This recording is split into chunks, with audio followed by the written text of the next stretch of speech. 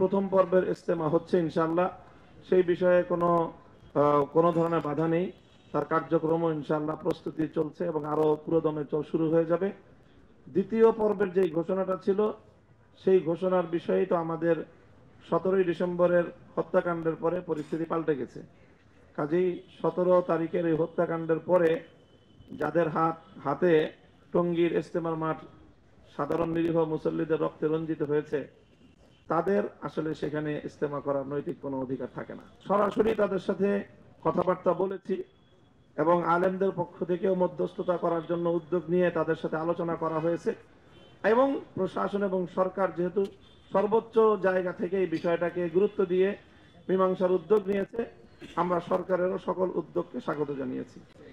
হেফাজতে ইসলামের কথা আমি আবারও বলছি যে এখানে আলেম ওলামা হিসাবে তারা পরিচয় আসছেন, আলেমদের প্রতিনিধিত্ব করছেন। তারা যদি কাজটা ইসলামী কাজ হয়ে থাকে, তো ইসলামী কাজে নেতৃত্ব দিবে কারা, সিদ্ধান্ত দিবে কারা, ফয়সালা দিবে কারা?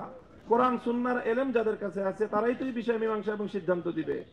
আমাদের এই পক্ষের তবলিগের যারা মুরব্বী আছেন তারাও সকলে আলেম এবং সেই আলেমরাই নির্ধারণ করছেন যে কোন কাজটুকুর প্রতিনিধিত্ব কারা করবে। আর অপর পক্ষে যারা আছে, বাংলাদেশের উল্লেখযোগ্য কোনো আলেমই তাদের সেখানে নেতৃত্বের দায়িত্বে নাই। এই জায়গাটা থেকেই তো তারা বিভ্রান্তির পথে গিয়েছে। আমরা সাতপন্থীদের যে সামষ্টিক যে সাংগঠনিক যে কার্যকলাপ, তারা সম্মিলিত যে কার্যকলাপ পরিচালনা করছে, যাদের আয়োজনে হামলা হত্যাকাণ্ড সংঘটিত হয়েছে, সেটাকে নিষিদ্ধ করার দাবি জানাচ্ছি।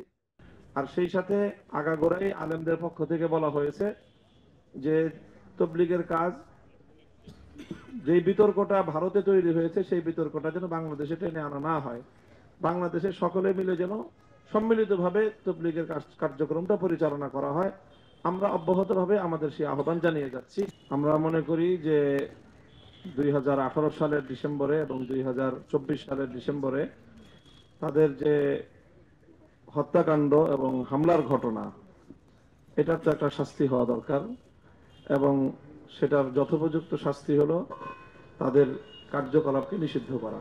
সেই জায়গা থেকে আমরা সরকারের কাছে বৈঠকে আমরা আহ্বান জানিয়েছি এবং আজকেও আমরা সংবাদ সম্মেলনের মাধ্যমে আমাদের সেই দাবির কথা আমরা পুনর্ব্যক্ত করছি। সরকারি উদ্যোগেও এটা একটা সিদ্ধান্ত ছিল যে মীমাংসা হবে, কিন্তু এর মধ্য দিয়েই সরকারি সকল আয়োজন, সকল আলোচনার দুয়ার রুদ্ধ করে দিয়ে রাতের অন্ধকারে হামলা চালিয়ে আমাদের 3 জন ভাইকে হত্যা করা হলো। এখন সেই রক্তের উপর দিয়ে আমরা কিভাবে তাদের সাথে আলোচনায় যেতে পারি? এই জন্য আমরা বলছি বারবারই যে আলোচনার জন্যই তো আমরাই উদ্যোগ নিয়েছিলাম এবং আমরা এখনো আলোচনা চাই, কিন্তু কথা হলো যে হত্যাকাণ্ডের বিচার তো করতে হবে। হত্যাকাণ্ডের বিচার না করলে বারবার একই ঘটনা ঘটছে। 2018 সালে 5,000 লোক সেখানে আহত হয়েছে, সেখানে প্রাণহানি ঘটেছে, আবারও 2024 সালে একই ঘটনা ঘটলো। এই জন্য আলোচনার জায়গায়, হত্যাকাণ্ডের বিচার আলাদা জায়গায়।